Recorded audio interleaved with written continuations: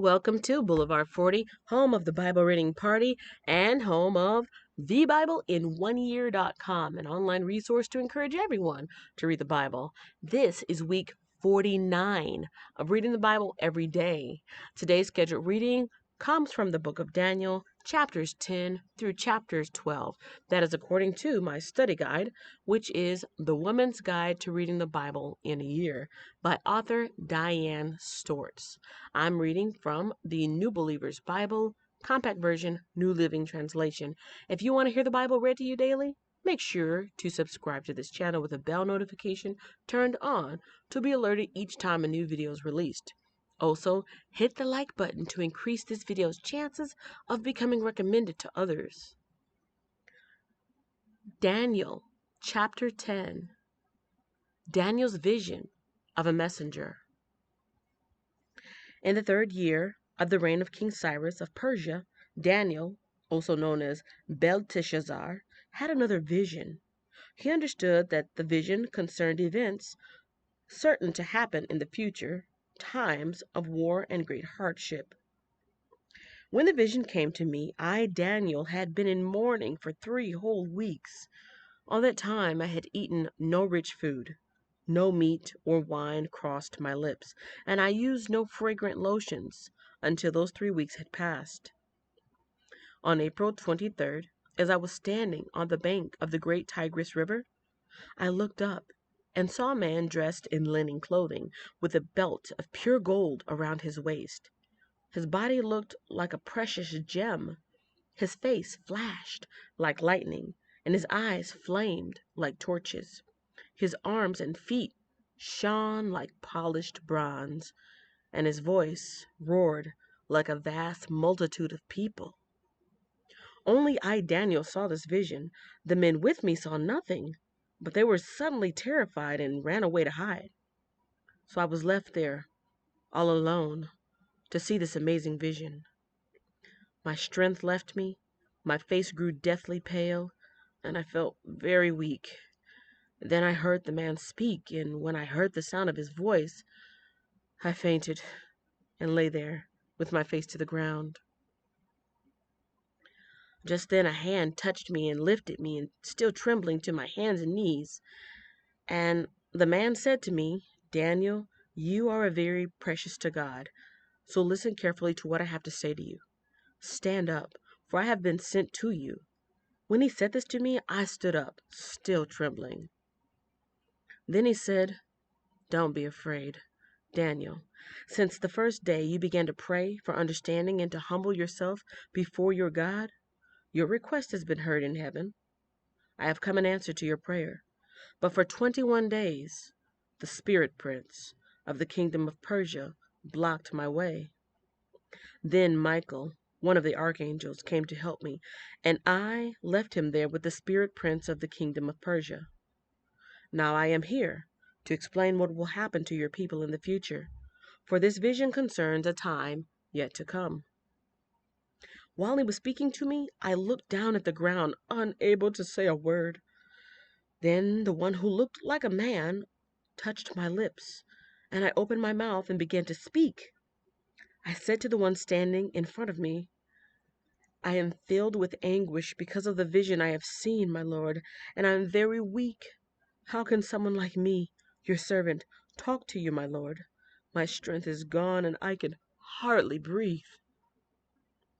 Then the one who looked like a man touched me again, and I felt my strength returning.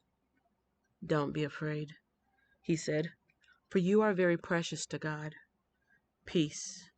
Be encouraged. Be strong." As he spoke these words to me, I suddenly felt stronger and said to him, "Please speak to me, my Lord, for you have strengthened me." He replied, "Do you know why I have come? Soon I must return to fight against the spirit prince of the kingdom of Persia, and after that, the spirit prince of the kingdom of Greece will come. Meanwhile, I will tell you what is written in the book of truth. No one helps me against these spirit princes except Michael, your spirit prince. I have been standing beside Michael to support and strengthen him since the 1st year of the reign of Darius the Mede." Chapter 11, Kings of the South and North. Now then, I will reveal the truth to you. 3 more Persian kings will reign, to be succeeded by a fourth, far richer than the others. He will use his wealth to stir up everyone to fight against the kingdom of Greece. Then a mighty king will rise to power who will rule with great authority and accomplish everything he sets out to do. But at the height of his power, his kingdom will be broken apart and divided into 4 parts. It will not be ruled by the king's descendants, nor will the kingdom hold the authority it once had, for his empire will be uprooted and given to others. The king of the south will increase in power, but one of his own officials will become more powerful than he and will rule his kingdom with great strength.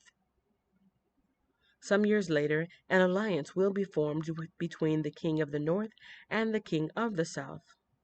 The daughter of the king of the south will be given in marriage to the king of the north to secure the alliance. But she will lose her influence over him, and so will her father. She will be abandoned, along with her supporters. But when one of her relatives becomes king of the south, he will raise an army and enter the fortress of the king of the north and defeat him. When he returns to Egypt, he will carry back their idols with him, along with priceless articles of gold and silver. For some years afterward, he will leave the king of the north alone. Later, the king of the north will invade the realm of the king of the south, but will soon return to his own land. However, the sons of the king of the north will assemble a mighty army that will advance like a flood and carry the battle as far as the enemy's fortress. Then, in a rage, the king of the south will rally against the vast forces assembled by the king of the north and will defeat them. After the enemy army is swept away, the king of the south will be filled with pride and will execute many thousands of his enemies, but his success will be short-lived. A few years later, the king of the north will return with a fully equipped army, far greater than before.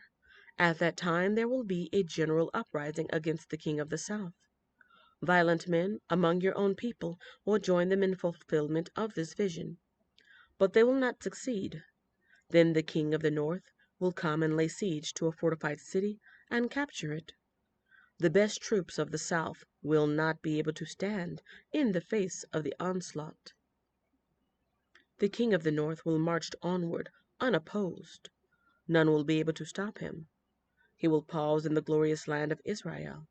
Intent on destroying it, he will make plans to come with the might of his entire kingdom and will form an alliance with the king of the south. He will give him a daughter in marriage in order to overthrow the kingdom from within, but his plan will fail. After this, he will turn his attention to the coastland and conquer many cities. But a commander from another land will put an end to his insolence and cause him to retreat in shame. He will take refuge in his own fortresses, but will stumble and fall and be seen no more.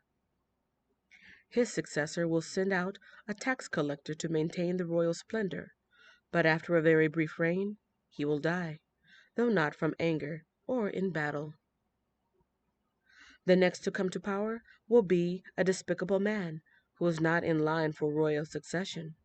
He will slip in when least expected and take over the kingdom by flattery and intrigue. Before him, great armies will be swept away, including a covenant prince. With deceitful promises, he will make various alliances. He will become strong despite having only a handful of followers. Without warning, he will enter the richest areas of the land. Then he will distribute among his followers the plunder and wealth of the rich, something his predecessors had never done before. He will plot the overthrow of strongholds, but this will last for only a short while.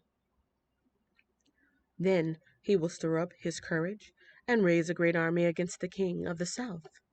The king of the south will go to battle with a mighty army, but to no avail. For there will be plots against him. His own household will cause many. His own household will cause his downfall.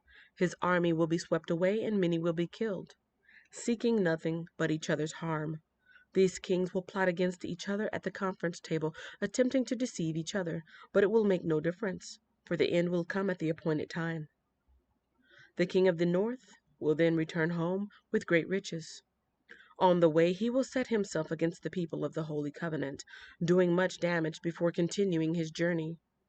Then, at the appointed time, he will once again invade the south, but this time the result will be different, for warships from western coastlands will scare him off, and he will withdraw and return home. But he will vent his anger against the people of the Holy Covenant and reward those who forsake the covenant. His army will take over the temple, fortress, pollute the sanctuary, put a stop to the daily sacrifices, and set up the sacrilegious object that causes desecration. He will flatter and win over those who have violated the covenant, but the people who know their God will be strong and will resist him. Wise leaders will give instructions to many, but these teachers will die by fire and sword, or they will be jailed and robbed. During these persecutions, little help will arrive, and many who join them will not be sincere. And some of these wise will fall victim to persecution. In this way, they will be refined and cleansed and made pure until the time of the end, for the appointed time is still to come. The king will do as he pleases, exalting himself and claiming to be greater than every god, even blaspheming the God of gods. He will succeed, but only until the time of wrath is completed, for what has been determined will surely take place. He will have no respect for the gods of his ancestors, or for the God loved by women, or for any other god, for he will boast that he is greater than them all. Instead of these, he will worship the God of fortresses, a god his ancestors never knew, and lavish on him gold, silver, precious stones, and expensive gifts.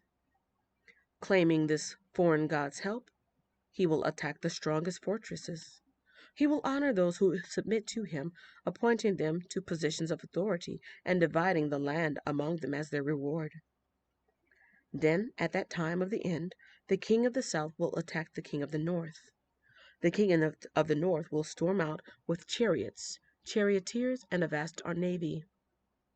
He will invade various lands and sweep through them like a flood. He will enter the glorious land of Israel, and many nations will fall, but Moab, Edom, and the best part of Ammon will escape.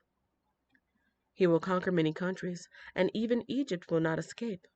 He will gain control over the gold, silver, and treasures of Egypt, and the Libyans and Ethiopians will be his servants.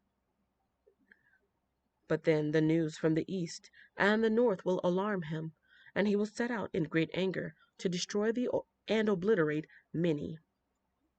He will stop between the glorious holy mountain and the sea, and will pitch his royal tents.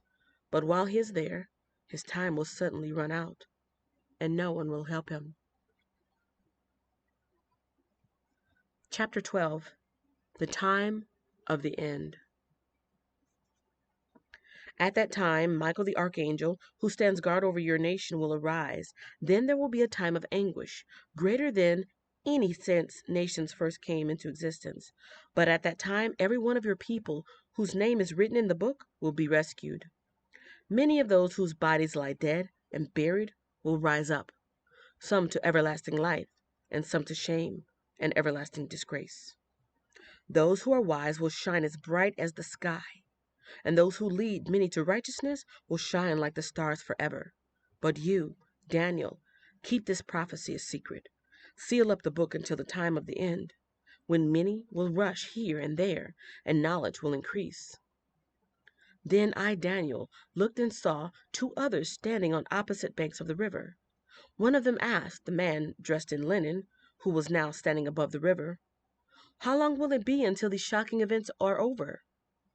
The man dressed in linen, who was standing above the river, raised both his hands toward heaven and took a solemn oath by the one who lives forever, saying, "It will go on for a time, times, and half a time. When the shattering of the holy people has finally come to an end, all these things will have happened.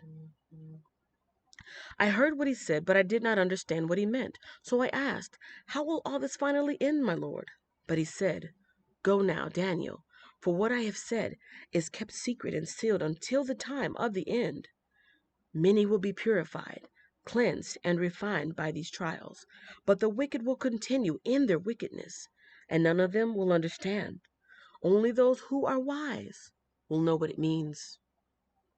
From the time the daily sacrifice is stopped and the sacrilegious objects that causes desecration is set up to be worshipped, there will be 1,290 days. And blessed are those who wait and remain until the end of the 335 days. As for you, go your way until the end. You will rest, and then at the end of the year, you will rise again to receive the inheritance set aside for you. This concludes today's reading. If you enjoyed it, share it with someone else who would appreciate it. Don't forget to check out the description box below, which has bonus information like links to our website, the Bible I'm reading from, the study guide I'm using, and recommended channels to supplement your study of the Bible. I look forward to responding to your feedback and questions in the comments section, and I hope to see you in the next video. Thanks for listening.